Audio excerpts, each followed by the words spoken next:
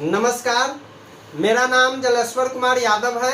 आप देख रहे हैं सब तक न्यूज JKY की आवाज़ न्यूज चैनल को। न्यूज के अंत तक बने रहिएगा। हम आज वैसे मेहमान से आपको मिलाने जा रहे हैं जो बिहार प्लस महाराष्ट्र की राजनीति से ताल्लुकताई रखते हैं। तो मैं उनका सेल्फ इंट्रोडक्शन उनके मुखारबिंद से आपको दिलवाने जा रहा हूँ। गंभीरता से सोचने और समझने की ज़रूरत है। और इन्होंने जो आज कुछ चैनल के माध्यम से आप तक जो पहुंचाएंगे उसको आप ग्राउंड लेवल तक भेजने की कोशिश करेंगे। एक दूसरे यानी प्रत्येक आदमी एक एक जन तक इनके बातों को पहुंचा देने का कोशिश करिएगा, यही मैं पूरी उम्मीद करता हूं। श्रीमान, आपका सब तक न्यूज JKY की आवाज़ न्यूज चैनल में हार्दिक स्वागत है। नमस्कार, मेरा नाम ऋषिकेश ठाकुर, मैं महाराष्ट्र नागपुर में रहता हूं। अभी फ़िलहाल मैं भारतीय जनता पार्टी महाराष्ट्र प्रदेश कार्यकारिणी सदस्य हूं। इससे पहले मैं भारतीय जनता पार्टी उत्तर भारतीय मोर्चा में सचिव पद पे कार्यरत था और महाराष्ट्र की राजनीति में आदरणीय देवेंद्र फडणवीस जी के नेतृत्व में और महाराष्ट्र प्रदेश अध्यक्ष आदरणीय बावनकुळे साहब के नेतृत्व में मुझे उत्तर भारतीय मोर्चा से प्रदेश कार्य समिति में लेने की प्रयास किए हैं और मैं उस पर उनके आकांक्षा पे खरे उतरने की पूरी कोशिश कर रहा हूँ। ऐसा बताइए, आप अभी अपना गृह क्षेत्र सीतामढ़ी के अंतर्गत मानिक चौक में आ चुके हैं। यहाँ आने का मेन मकसद अभी पर्व को लेकर के क्या है, थोड़ा सा प्रमुखता से हमारे ऑडियंस को बताइए। मैं आप सभी बिहार वासियों को सबसे पहले तो छठ व्रत की बहुत बहुत शुभकामनाएं देता हूँ। साथ में सीतामढ़ी मेरा गृह स्थान है और सीतामढ़ी में मानिक चौक गांव है जहां 22 टोले का गांव है। कम से कम 35,000 की आबादी है और यहां 3 पंचायत है। तो उस बड़े से गांव में सीतामढ़ी जिला में सबसे बड़ा गांव है मानिक चौक गांव, जहां का मैं रहने वाला हूं। मेरा गृह स्थान है मानिक चौक, कमंडला टोल में मेरा रहना है और यहाँ की मिट्टी से मैं हमेशा अपने सर पे लगाता हूँ। गृह क्षेत्र है और गृह क्षेत्र में मैं हमेशा आता जाता रहता हूँ। महाराष्ट्र मेरा कार्य क्षेत्र है, मैं वहाँ कार्य करता हूँ। गृह क्षेत्र में हर पर्व त्यौहार पे मैं यहाँ आता जाता हूँ। एक चीज बताइए, आप बिहार की राजनीति और महाराष्ट्र की राजनीति दोनों में फर्क क्या है, हमारे ग्राउंड लेवल को बताइए। देखिए, बिहार और महाराष्ट्र की राजनीति में भी जमीन आसमान का फर्क है। महाराष्ट्र में कैसा है कि महाराष्ट्र की राजनीति एक अलग मुद्दे पे, एक अलग विकास के कार्य पे चलती है। महाराष्ट्र में एक अलग ऊर्जा के हिसाब से वहाँ के सारे जो नेताएं हैं या हमारे जो देवेंद्र फडणवीस जी हैं, जब से वो मुख्यमंत्री बने उनके बाद से जो महाराष्ट्र में एक अलग ऊर्जा, एक अलग भूचाल आया और केंद्रीय मंत्री आदरणीय नितिन गडकरी। सर, महाराष्ट्र में अभी बीजेपी की सरकार है ना? महाराष्ट्र में भी बीजेपी की सरकार है, बिल्कुल। तो वही मैं वही पूछना चाह रहा हूँ। अभी बिहार में महागठबंधन की सरकार चल रही है जो इंडिया गठबंधन के अंतर्गत आ गया हुआ है, और महाराष्ट्र में अभी है जहाँ पर बीजेपी की सरकार है। तो वहाँ की राजनीति और यहाँ की राजनीति में प्रमुखता से हमारे ऑडियंस जानना चाह रहा है आपके मुखारबिंद से। देखिए, महागठबंधन तो महाठगुंधन जो उसका नाम रख दिया गया है, तो वो तो कोई महागठबंधन का कोई अस्तित्व ही नहीं है। आप ही देख रहे हैं कि सारे नेता महागठबंधन में सब अपनी अपनी खींचातान चल रहा है। अखिलेश यादव क्या बोल रहा है, हमारे बिहार के मुख्यमंत्री नीतीश कुमार जी क्या बोल रहे हैं, ममता बनर्जी क्या बोल रहे हैं। तो ये अलग अलग है महाराष्ट्र की राजनीति और ये महागठबंधन की राजनीति। अब रही बात कि महागठबंधन की राजनीति थोड़ा बिहार पे हावी हो रहा है ड्यू टू यहाँ के जो समीकरण है, उस समीकरण के वजह से यहाँ चेंजेस है। महाराष्ट्र में ये सब कुछ नहीं चल रहा है। महाराष्ट्र में ओनली बीजेपी की है और बीजेपी की सरकार चल रही है। 2.5 साल की सरकार हमने कांग्रेस को दिया था जो डगमगा गई स्थिति। उसके बाद जब नहीं संभला आदरणीय उद्धव ठाकरे जी से, तो फिर से हमारी बीजेपी की सरकार आई और आज बीजेपी की सरकार बहुत अच्छा कर रही है महाराष्ट्र में। बिहार में आप जान जाइए कि बिहार में अभी एक जैसे यूपी में योगी जी है, वैसा ही बिहार में हमारे सम्राट चौधरी जी जो प्रदेश अध्यक्ष है, जो योगी के रूप में काम कर रहे हैं, एक गद्दावर नेता, एक नेतृत्व अच्छा करने वाला, क्षमता प्रमुख करने वाला सम्राट चौधरी जी, जो न किसी से डरने वाले, निर्भय अपनी बात रखते हैं और पूरे समाज को लेकर चलने वाले, ऐसे हमारे अभी प्रदेश अध्यक्ष दिया गया है बिहार के सम्राट चौधरी जी। जब सम्राट चौधरी जी को हम बुलाए हुए थे बिहार दिवस में, नागपुर बुलाए हुए थे, तो उस समय भी हमारी काफ़ी सारी बात हुई थी उनसे। और उसके बाद जैसे ही नागपुर आए, नागपुर से वो बिहार आए, वो प्रदेश अध्यक्ष की उनको गरिमा मिल गई और प्रदेश अध्यक्ष के रूप में जो ग्राउंड लेवल पे काम कर रहे हैं, शायद अभी तक वैसा काम नहीं हुआ है जैसा बीजेपी में सम्राट चौधरी जी कर रहे हैं। और उनके नेतृत्व में मैं बता रहा हूं आपको, आपके JKY माध्यम से मैं बता रहा हूं कि आने वाले समय में सम्राट चौधरी जी बहुत अच्छा सीट लाकर और बिहार को एक अच्छा भविष्य देंगे, ये हमारा वादा है। अभी तो बिहार में ऐसा भूचाल आ गया है, जो विधानसभा में नीतीश कुमार क्या कुछ बोल गए हैं, उस संदर्भ में आप प्रमुखता से बताइए हमारे ऑडियंस को। जी, ये हम लोग भी बैठे हुए थे तो टीवी पे जब ये अचानक से ये न्यूज आया तो एक तो बहुत ही शर्मसार करने वाली बात है। क्या उस चीज को आप प्रमुखता से बताएंगे जो नीतीश कुमार ने क्या कुछ कह दिया? देखिए, मैं उसमें अभी तो विधानसभा में हर एक कोने में कैमरा रहता है, तो ये पूरे देश के लोग सुने हैं, पूरे देश के लोगों में ये आवाज़ आई है। नीतीश कुमार जी जो 17 साल मुख्यमंत्री अभी हैं और रहे हैं, उनका ऐसा बयान आना ये बहुत ही शर्मसार वाली बात है, क्योंकि नीतीश कुमार जी का एक व्यक्तित्व अच्छा रहा है, मैं उसमें कहीं नहीं बोलूँगा, कभी भी वो बयान से, गलत बयान से नहीं जाने जाते हैं। लेकिन अचानक से अभी उनको क्या हो गया, किस दबाव में वो बोल गए, ये तो वही जानेंगे, जबकि उनको ऐसा नहीं बोलना चाहिए। ये पूरे बिहार की, पूरे देश के लिए शर्म वाली बात है। जैसा उन्होंने बोला, हम लोग भी कभी एक्सपेक्ट नहीं समझे थे कि ऐसा वो बोल सकते हैं, लेकिन उन्होंने बोला। अभी अभी हमारे पूर्व डिप्टी CM सुशील मोदी जी नागपुर आए हुए थे, क्योंकि उनको MP का चुनाव प्रभाव दिया था, तो हम एयरपोर्ट पे गए थे उनको लेने। तो उन्होंने भी जब मीडिया के सामने इन्होंने भी बोला कि नीतीश कुमार जी कभी इस टाइप की भाषा का प्रयोग नहीं करते हैं, लेकिन अभी उनका क्या दबाव आ गया, ऐसा क्या फ्रस्ट्रेशन है। देखिए, जब तक बीजेपी में थे बहुत ही अच्छा से उनका सब चल रहा था, बहुत अच्छा रह रहे थे।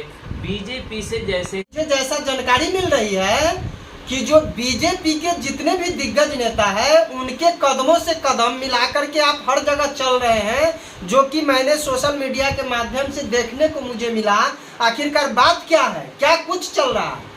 देखिए, ऐसा कुछ भी नहीं चल रहा है, क्योंकि हम शुरू से बीजेपी में है और मैं RSS से भी बिलोंग्स करता हूँ। नागपुर मेरा कर्मभूमि है और मैं काफ़ी साल, 15-20 साल से नागपुर में हूँ। और वहाँ नागपुर में रहने का कारण ऐसा है कि वहाँ का जो प्रोटोकॉल है, जो चीज़ है, वो हमें मालूमात रहता है कि भाई कोई भी नेता आते हैं तो मैं उनका स्वागत के लिए मैं जाता हूँ एयरपोर्ट पे, या उनको कहीं ले जाना है, लाना है, तो ये सब एक प्लेटफॉर्म के थ्रू होता है। और मैं उन लोगों का वहाँ पे जो भी उचित उनका सम्मान होता है मैं करता हूँ। फिर उनको जब वापस आते हैं तो उनको भेजता हूँ। इसके लिए जो है जुड़ाव अधिक है। हाँ, जुड़ाव अधिक है, सेल्फ जुड़ाव है। और इंट्रोड्यूस, क्योंकि मैं बिहार का नेतृत्व करता हूँ वहाँ पे महाराष्ट्र में, और अगर बिहार के नेता आते हैं तो मेरा वहाँ रहना, प्रेजेंट रहना जरूरी है। और दूसरा बात, सबसे बड़ी बात है कि मैं बिहार फाउंडेशन का प्रवक्ता भी हूँ, तो उस हिसाब से भी मेरा दायित्व बनता है कि मैं उनके साथ रहूं और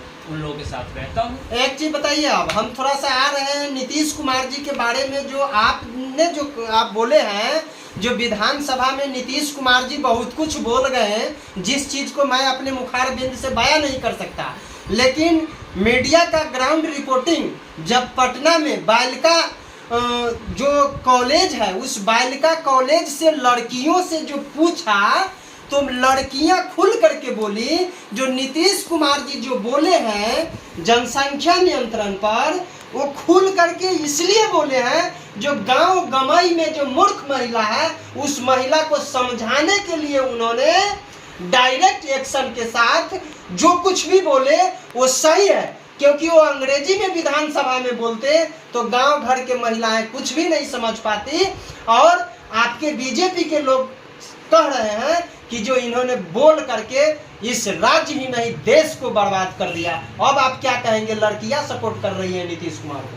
देखिए ये क्या बात कर रहे हैं, आदरणीय प्रधानमंत्री नरेंद्र मोदी जी के नेतृत्व में जितना देश आगे बढ़ रहा है, जो देश में इतनी बड़ी गरिमा मैं उसी बात पे आ रहा हूँ कि आप जो बोले कि मैं नहीं बोला हूँ यहाँ बिहार की लड़कियां बोल रही है, जो पटना की धरती से बोल रही है, मीडिया के सामने बोल रही है। मैं उसी बात पे आ रहा हूँ कि बिहार की लड़कियां बोल रही हैं। मेरा कहने का मतलब जो आपका कहना था या जो लड़कियां बोली है कि भाई उन्होंने विधानसभा में इंग्लिश में बोलते तो ग्रामीण का लोग नहीं समझता। आज कहाँ ग्रामीण कहाँ है, डिजिटल इंडिया में हम लोग जी रहे हैं। आज गांव घर घर शौचालय सारा चीज। आज आप ग्रामीण लोग को क्या बोल रहे हैं, आज सब ग्रामीण लोग आप फेसबुक ट्विटर मोबाइल जान गई है, सारा लोग इंटरनेट यूज कर रही है। क्या बात कर रहे हैं आप, अगर किसी चीज को अगर आप बोलना चाह रहे हैं, बहुत सारे योजना के माध्यम से हम कोई चीज जनसंख्या नियंत्रण पे बात कर रहे हैं, बहुत सारे योजना है जो हम जनसंख्या नियंत्रण के थ्रू बोल सकते हैं। जरूरी है कि हम उस चीज़ में, मैं क्या बोलना चाह रहा हूँ कि मेरा भी ये मतलब है कि मैं नीतीश कुमार जी, क्योंकि वो 17 साल बहुत बड़ी बात होती है और वो साथ में हम लोग को बीजेपी के साथ में रहे हैं, बड़े बड़े नेता उनके साथ में रहे हैं और बहुत ही अनुभवी है। लेकिन कैसा है कि एकदम से उनका बयान ये आ गया, ये आना हम लोग क्या बोल रहे हैं कि उनका भी एक्सपेक्ट नहीं था कि नीतीश कुमार जी ऐसा कुछ बोलेंगे, लेकिन वो बोल गए तो वो बोलने के बाद उन्होंने माफी भी मांगा है, लेकिन माफी मांगने अच्छा आप एक चीज बताइए, माफी जब मांग लिए तो बीजेपी के लोगों को इतना जो है चर्चा में नहीं ना करना चाहिए उस बात को। माफी जब मांग लिए तो माफ कर देना चाहिए। माफी कब मांगे, जब माफी इस चीज की मुद्दा उठा तो उनको भी लगा कि नहीं हमने कुछ गलत किया है, हमने कुछ गलत बोल दिया है, तो मुद्दा कैसे नहीं उठेगा। आप ये सारा देश देख रहा है, सारे लोग समझ रहे हैं, ग्रामीण क्या देखेगा। ग्रामीण आजकल शहर से ज्यादा ग्रामीण एक्टिव हो गया है, शहर से ज़्यादा ग्रामीण में सारी संभावना है, सारी प्रतिक्रिया है, सारा वहाँ हर संभव चीज़ मदद हो रहा है। तो ग्रामीण लोग सब जागरूक है और जागरूक होने के कारण ये ठीक है बयानबाजी उनका हुआ, जबकि ऐसा नहीं होना चाहिए था। इस बात को भी उन्होंने भी स्वीकार किया है, लेकिन ये गलत है क्योंकि आप पब्लिक फोरम में अगर इस चीज़ की ऐसा अवहेलना करते हो। रही बात बालिका क्या बोल रही है, देखिए एजुकेटेड और अनएजुकेटेड इसमें कोई बात ही नहीं है, क्योंकि एजुकेशन से रिलेटेड है। आजकल हर बच्चा सब कुछ जानता है, तो हम जरूरी है सारा चीज़ हम ओपन में ही बोलेंगे तभी होगा। हम अगर कुछ चीज़ जानकारी देनी है तो हम उसको बहुत सारे मीडिया है, बहुत सारे स्वास्थ्य विभाग में भी योजना है, हम उसके थ्रू हम जैसे कि बताया जा सकता है।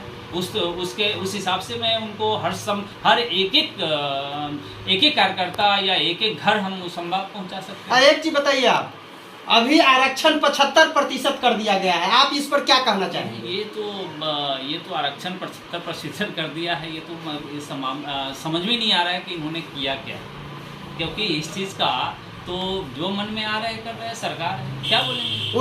उसमें तो बोल रहे हैं कि जो 75% हम जिसके अंतर्गत जो फॉरवर्ड के भी लोग शामिल है। नहीं देखिए, फॉरवर्ड बैकवर्ड की यहाँ बात ही नहीं है ना, आप 100% कर दीजिए, क्या है आपकी सरकार है, आप जो करेंगे वो आपको लागू होगा।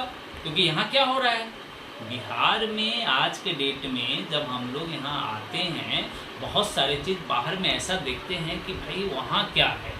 बिहार में आने के बाद थोड़ा सा वो होता है कि अपने यहाँ की खुशबू, यहाँ की मिट्टी, यहाँ का जन्म धरती है, चाहते हैं कि ये भी महाराष्ट्र के तरीके बने, ये भी गुजरात के तरीके, ये भी दिल्ली मॉडल बने। लेकिन यहाँ कैसा है कि कोई चीज़ का क्रियान्वयन ही नहीं है कि हम जिसको आगे बढ़ाए। यहाँ सब अपने में लगे रहते हैं कि हमें अपने को कैसे जैसे कि ढांढना है, हमें अपने को कैसे सींचना है। नहीं, क्योंकि थोड़ा अगर बिहार के प्रति सोचते हैं तो हमारा बिहार विकसित बिहार है, हमारा बिहार सबसे अच्छा बिहार है। और जब से बीजेपी की सरकार यहाँ रही है, बिहार में बहुत सारे काम हुए हैं, बहुत सारे जागरूकता आई है।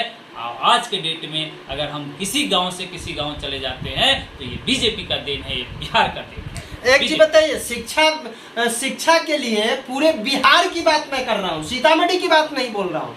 पूरे बिहार में शिक्षा की वैसी व्यवस्था नहीं है जो बिहार का बेटा बिहार के विद्यालय और कॉलेज में पढ़ करके IAS और IPS कंप्लीट कर सके, या इस पर आप क्या कहेंगे? देखिए, इस पे ऐसा है कि बहुत सारे स्कूल में ऐसी समस्या तो है, इसको हम डिनाई नहीं करते हैं, लेकिन धीरे धीरे इसमें सुधार लाने का हम लोग प्रयास कर रहे हैं, ताकि आने वाले समय में हमारी सरकार आएगी तो आप देखिएगा 100% ऐसा व्यवस्था होगा कि आपको यहाँ से बाहर किसी को जाने की जरूरत ही नहीं होगी। बिहार के महागठबंधन के लोग बोल रहे हैं जो नीतीश कुमार जी बीजेपी के साथ भी तो जो है 14 वर्ष बिताए हैं, तो वो 14 वर्षों में बिहार की शिक्षा व्यवस्था को क्यों नहीं मजबूत कर पाए जो 3 वर्षों पर ज्यादा प्रहार कर रहे हैं। नहीं, देखिए, बिहार की शिक्षा व्यवस्था ये तो 14 साल में ही तो बहुत कुछ हुआ। पहले क्या था बिहार में? कुछ भी नहीं था। 5 बजे के बाद आप चलते नहीं थे, एकदम अंधेरा छा जाता था, सन्नाटा रहता था। आज के डेट में देखिए, आप किसी भी गांव चौड़ी में भी चले जाइए तो हर जगह लाइट है, हर जगह बिजली है।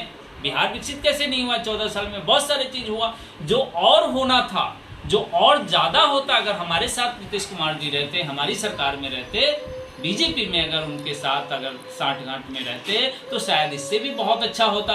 अभी फिलहाल में क्या है? कुछ भी नहीं है। हम लोग तो बाहर रहते हैं, न्यूज़ सुनते, आज वहाँ क्या हो गया, आज वहाँ क्या हो गया, तो बहुत सारी चीज़ नहीं जाते हैं। तो वो उनका अपना व्यक्तित्व है, वो क्योंकि वो तो पढ़े लिखे लोग हैं भाई। 17 साल किसको बोलते हैं? एक मुख्यमंत्री रहना बहुत बड़ी बात है, वो तो सब समझते हैं, लेकिन फिर भी वो अलग हुए, उनका अपना पर्सनल मैटर है, उसमें हम लोग कुछ नहीं कर सकते हैं। अभी जो इंडिया गठबंधन जो बना है, उस इंडिया गठबंधन का नेतृत्व कर रहे हैं नीतीश कुमार जी, और उन्होंने डंके के चोट पर बोल दिया है जो मुख्यमंत्री के पद पर अभी मैं हूं, और इंडिया गठबंधन का नेतृत्व अगर मुझे मिल जाता है, पूरा पावर मुझे मिल जाता है, तो प्रधानमंत्री को उखाड़ करके फेंक देंगे।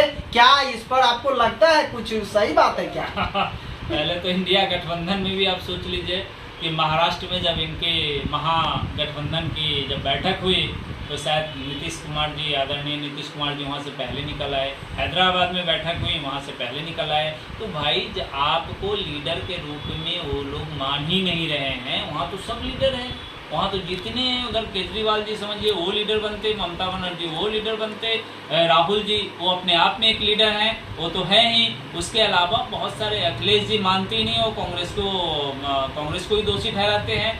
तो आदरणीय नीतीश कुमार जी जो बिहार के हमारे चीफ मिनिस्टर हैं, उनका व्यक्तित्व अगर चलता तो शायद बहुत आगे बढ़ते, लेकिन उनका कुछ महागठबंधन में ही नहीं उनका कुछ चल रहा है, तो क्या करेंगे? कुछ चल ही नहीं रहा है उनका कोई, वो सब फॉल्स हो गया। वहाँ महागठबंधन सीधा वो जो बोलते ना ठगबंधन की सरकार हो गई है, तो ऐसा हो गया है। महागठबंधन में उनको अगर अस्तित्व देना रहता, प्रधानमंत्री जी को क्या उखाड़ेंगे भाई? प्रधानमंत्री जी अचल है, अमर है। नरेंद्र मोदी जी, जो नरेंद्र मोदी जी ने आज देश में डंका, विदेश में डंका मान रहे हैं, आज उनका जो नेतृत्व हुआ है, जो उन्होंने इस देश के लिए किया है, शायद ही कोई कर पाएगा। ऐसा नेतृत्व करने वाले को उखाड़ फेंकने की बात कहाँ कर रहे हैं भाई? किससे हम बात? अभी बिहार में 14-15 महीने से जन सुराज के अभियान, जन सुराज जो अभियान है उसका नेतृत्व कर रहे हैं प्रशांत किशोर जी, और उनका जो ही पार्टी खुलने वाला है, वो ग्राउंड लेवल के लोग कह रहे हैं, महागठबंधन के लोग बोल रहे हैं, ग्राउंड लेवल पर लोग बोल रहे हैं, जो बीजेपी 200 करोड़ रुपया दिया है बिहार के जनता को तितर बितर करने के लिए, वही बीजेपी के लोग बोल रहे हैं जो नहीं, ये प्रशांत किशोर 10% वोट हिंदुओं का काटेंगे और बिहार में बीजेपी को रोकने के लिए ऐसा यानी अभियान जो छेड़ चुके हैं। आप इस पर क्या कहेंगे? देखिए, बीजेपी देश की सबसे बड़ी पार्टी है। आज आप लोग को मानना पड़ेगा, सभी को बोलने के लिए कोई भी कुछ बोल देंगे। प्रशांत किशोर जी को तो मैं ज़्यादा जानता नहीं हूँ, इतना ही जानता हूँ कि भाई वो बहुत सारे नीतीश कुमार जी के साथ काफ़ी दिन रहे, ममता बनर्जी जी के साथ रहे, राहुल गांधी जी के साथ रहे, चुनाव जिताने में उनका जो भी प्रतिक्रिया हो। आज वो बिहार में आए क्योंकि बिहार का बेटा है, वो बिहार में अपना राजनीति अवसर ढूंढना चाह रहे हैं। रही बात बीजेपी को उखाड़ना, और बीजेपी के सामने कुछ भी नहीं है समझिए। तो बीजेपी अपना लक्ष्य से चलती है, अपने कामों से जानी जाती है। बीजेपी का अपना एक एजेंडा होता है, और बीजेपी जो काम करने वाला है, एक गरीब तबके के लोग को बीजेपी उठा के कहीं से कहीं पहुंचा देता है। एक चाय बेचने वाला आज के डेट में देश का प्रधानमंत्री बना हुआ है, तो ऐसा पार्टी बीजेपी है कि एक कार्यकर्ता, हर एक कार्यकर्ता को देखती है नज़र से। और आज की जो बिहार में चाहे वो कितने भी पार्टी खुल जाए, वो सब पार्टी का कोई मीनिंग नहीं है। बीजेपी नंबर 1 है और आगे भी रहेगी, इसमें कहीं कोई विषय नहीं है। रही बात गठबंधन, महागठबंधन के लोग कुछ भी बोलेंगे, और चाहे प्रशांत किशोर जी का अपना एक जो भी व्यक्तित्व चल रहा है वो अपने चला रहे हैं। ये हमको क्लियर करिए, जनता जानना चाह रही है। जो आप लोग एक दूसरे के ऊपर आरोप प्रत्यारोप लगा करके जनता को उलझाना चाह रहे हैं। महागठबंधन के लोग बोल रहे हैं 200 करोड़ रुपया बीजेपी वाले दिए हैं, और वही बीजेपी वाले बोल रहे हैं कि 10% वोट काटने के लिए नीतीश कुमार और महागठबंधन के लोग से पैसा लेकर के काम कर रहे हैं। इसमें कहां तक सच्चाई है, थोड़ा सा क्लियर करिए, यानी संक्षिप्त में। क्या पैसा दिया नहीं पैसा दिया उसका तो हम कुछ नहीं बोलेंगे, लेकिन ये बात तो सत्य है कि भाई वो तो नीतीश कुमार जी के साथ में थे, आदरणीय मुख्यमंत्री बिहार के, उनके साथ में ही प्रशांत किशोर जी थे। तो उनका क्या साठ गांठ है वो तो वही जानेंगे, तो हम लोग का कोई विषय है नहीं। और हम लोग जो है, हम राष्ट्रीय पार्टी है, हम राष्ट्रीय बड़ी पार्टी है, हम लोग लक्ष्य को पकड़ते हैं, हम लोग लक्ष्य को देखते हैं, और हमारा हर चीज़, हर एक एक मुद्दा को हम लोग क्रियान्वित करते हैं, हम एक एक मुद्दा को ऊपर बढ़ाते हैं और उस कार्य को देखते हैं। जो ज़मीनी में कुछ प्रॉब्लम है तो उसे भी ले जाकर हम लोग केंद्र तक पहुंचाते हैं और वहां से हम लोग उस काम को कराते हैं। तो बीजेपी में काम करने वाली की पार्टी है, और आज बीजेपी आया है तभी तो आप देख नहीं रहे हैं, पूरा देश एकदम गदगद है। आज 500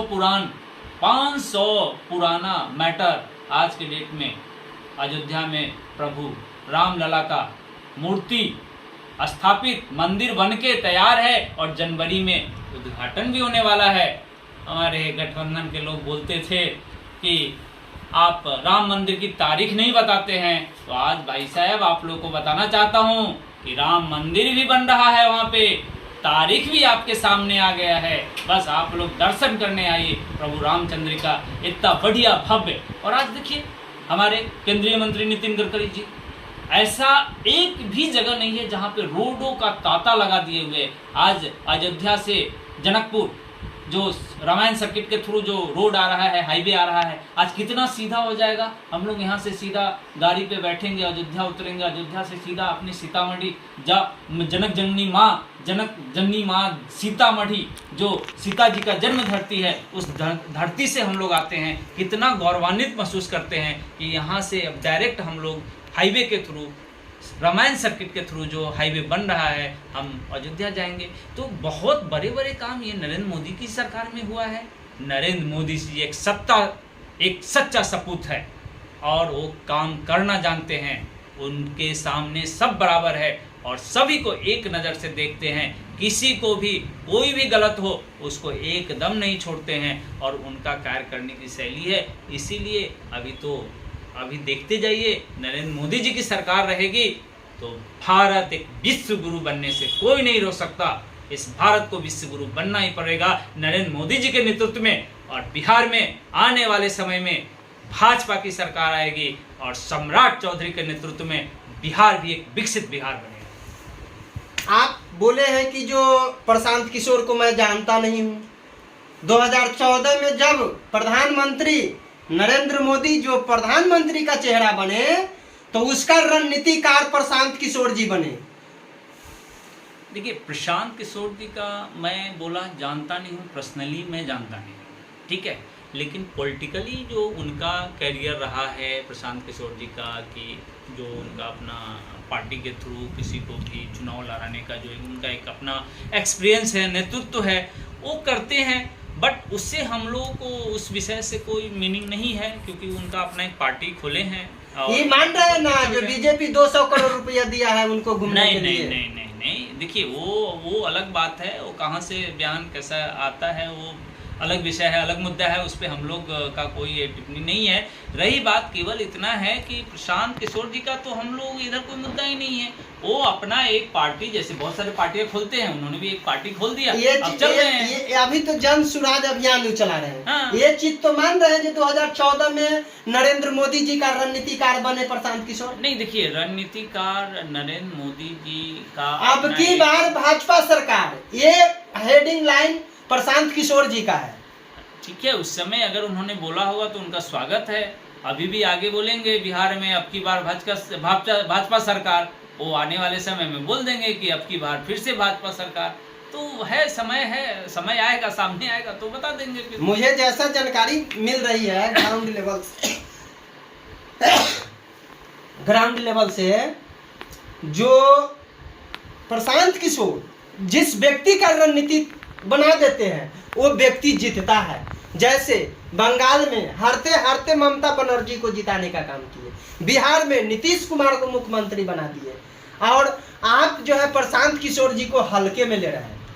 नहीं, देखिए, प्रशांत किशोर जी का क्या है, मैं बता रहा हूँ आपको कि उन्होंने, ठीक है भाई, बंगाल में क्या किए नहीं किए। बंगाल में आप ये भी देखिए ना, 2 से हम 80 पहुँचे ना। आप ये क्यों नहीं मानना चाह रहे हैं? क्योंकि बंगाल में कुछ दिन पहले बंगाल गया था। बंगाल में जो एक अपना ममता दीदी का जो अपना एक साम्राज्य है, वो अपने हिसाब से चलते हैं। वहाँ का एक अलग ही वोट बैंक है, जिस हिसाब से उनका अपना एक राजनीति अलग चलता है। लेकिन आपको ये भी सत्य मानना पड़ेगा, जिस बंगाल में हम कुछ भी नहीं थे, 0 थे, 2 से हम 80 आए हैं। जैसे हम जब आदरणीय स्वर्गीय अटल बिहारी वाजपेयी जी के समय में जब हम 2 थे, तो उन्होंने बोला था कि हम 200 प्लस आएंगे, 300 प्लस आएंगे। हम आए ना, हम 300 प्लस 330 प्लस आए थे ना। तो उसी हिसाब से अगर हम 2 आए बंगाल में, 2 से हम 80 आए, और 80 से आप नेक्स्ट बार देख लीजिए। प्रशांत किशोर जी का सीतामढ़ी की धरती पर मैं 2 प्रेस कॉन्फ्रेंस को सक्सेस करवाया हूँ। उस दोनों प्रेस कॉन्फ्रेंस में उन्होंने खुले मंच से बोला है कि अब मैं किसी के साथ नहीं जाऊंगा। बहुत अच्छी बात है प्रशांत किशोर जी अगर इस बात को समझे, क्योंकि देखिए क्या होता है कि वो अभी तक नेतृत्व किए और का, अब वो चाह रहे हैं कि खुद का नेतृत्व करें, तो इसमें उनका स्वागत है। वो अपना स्वराज्य चला रहे हैं, बिहार में अपना पैर जमाना चाहते हैं, तो उनका स्वागत है। क्या जमेगा? अब वो हम कैसे, वो तो जनता जानेगी ना, वो तो जनता जनार्दन के ऊपर है। जनता में जो काम करेगा, आज ये लोकतंत्र में सबसे बड़ी बात है, जनता जनार्दन भगवान है। जनता जिसको चाहेगी उसको रखेगी, जनता जिसको चाहेगी उखाड़ कर फेंक देगी। जनता के पास जो जाएगा वही रहेगा, जो ढिपलिस मारेगा वो नहीं रहेगा। तो ये सरकार, कोई भी सरकार आएगी, हम कितना क्रियान्वित है, हम कितना काम कर रहे हैं, हम उसके ऊपर डिपेंड है। तो कोई किसी के कहने से नहीं होगा। हमारे बीच हमारा जनता जनार्दन है, वो जिसको चाहेगी रखेगी, जिसको चाहेगी उठा देगी। जी, तो आप सुन रहे थे बीजेपी के वरिष्ठ नेता को, और इन्होंने बिहार और महाराष्ट्र की राजनीति पर प्रमुखता से आपको बताने की पूरी कोशिश की है। मैं अब लास्ट संदेश इनसे ले रहा हूं। आप जाते जाते लास्ट संदेश सब तक न्यूज JKY की आवाज़ न्यूज चैनल के श्रोताओं सहित पूरे देशवासियों को क्या देना चाहेंगे? मैं आप सभी को यही संदेश देना चाहता हूं कि हर राज्य की तरह मेरा बिहार भी विकसित हो, और इस बिहार को आगे बढ़ाने के लिए आप लोग बीजेपी को सपोर्ट करें। आप सभी से आग्रह है कि एक बीजेपी ऐसी पार्टी है कि हर कोई को एक अच्छा अनुभव दे सकता है, एक अच्छा सपना दे सकता है, एक अच्छी शिक्षा, अच्छी स्वास्थ्य, अच्छी व्यवस्था दे सकती है। आप सब जागरूक हो और आप लोग समझिए किसे हमें लाना है। उस हिसाब से आपको इस देश का नेतृत्व करने वाले के लिए, इस देश को जो नेतृत्व करता है उसके बारे में समझिए और आप लोग उसी को चुनिए, ऐसा मैं विनती करता हूँ। बाद बाकी आप सभी स्वस्थ रहे, मस्त रहे। जय हिंद, जय भारत, जय महाराष्ट्र, जय बिहार। जी, तो न्यूज को YouTube में आप जाएंगे, सब तक न्यूज JKY की आवाज़ लिखेंगे, सर्च मारेंगे, लाल बटन को सब्सक्राइब करेंगे, नोटिफिकेशन वाली बटन को ऑन कर देंगे। हम नेक्स्ट बातें अब करेंगे नेक्स्ट एपिसोड में। अब तक के लिए जय हिंद।